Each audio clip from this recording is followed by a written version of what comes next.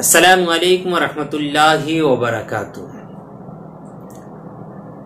کسی نے کہا کہ اللہ تبارک و تعالی کعبے میں بھی ہے، مسجد میں بھی ہے، مندر میں بھی ہے، گرجا گھر میں بھی ہے۔ ایسا کہنے والے پر کیا حکم شرعی ہوگا؟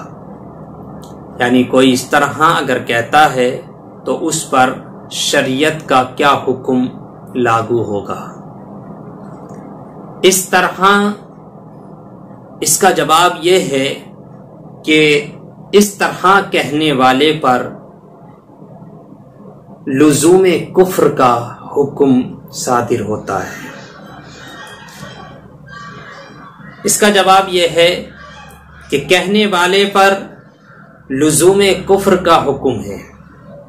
یعنی کوئی یہ کہتا ہے کہ اللہ کعبے میں بھی ہے، مسجد میں بھی ہے، مندر میں بھی ہے اور گرجا گھر میں بھی ہے۔ اس طرح اگر کوئی مانتا ہے، کوئی اس طرح کہتا ہے تو اس پر لزوم کفر کا حکم لگے گا، کیونکہ اس میں اس جملوں میں اللہ تبارک و تعالی کے لیے مکان ثابت کیا گیا ہے، اور اس کے لیے مکان ثابت کرنا یہ کفر ہے۔ اسی طرح کے کلمات بہت سے حمدیہ کلام میں، اپنی نعتوں میں، اپنے گانوں میں لوگ استعمال کرتے ہیں۔ اس طرح کے لفظ کا استعمال کرنا یہ کفر ہے۔ اگر کوئی اس طرح کے لفظ استعمال کرتا ہے تو اسے روکا جائے، اسے بتایا جائے کہ اللہ تبارک و تعالیٰ کے لیے کوئی مکان ثابت کرنا، کسی جگہ کا خاص کرنا یہ کفر ہے۔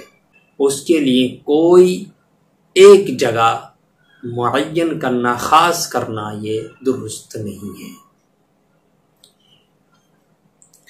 اور اگر کسی نے اس طرح کا جملہ اس طرح کے جملے کہے ہیں تو اس کو چاہیے کہ وہ دوبارہ تجدید ایمان کرے۔ اگر وہ شادی شدہ ہے تو تجدید نکاح کرے، اور اگر وہ بیعت ہو چکا ہے تو دوبارہ سے بیعت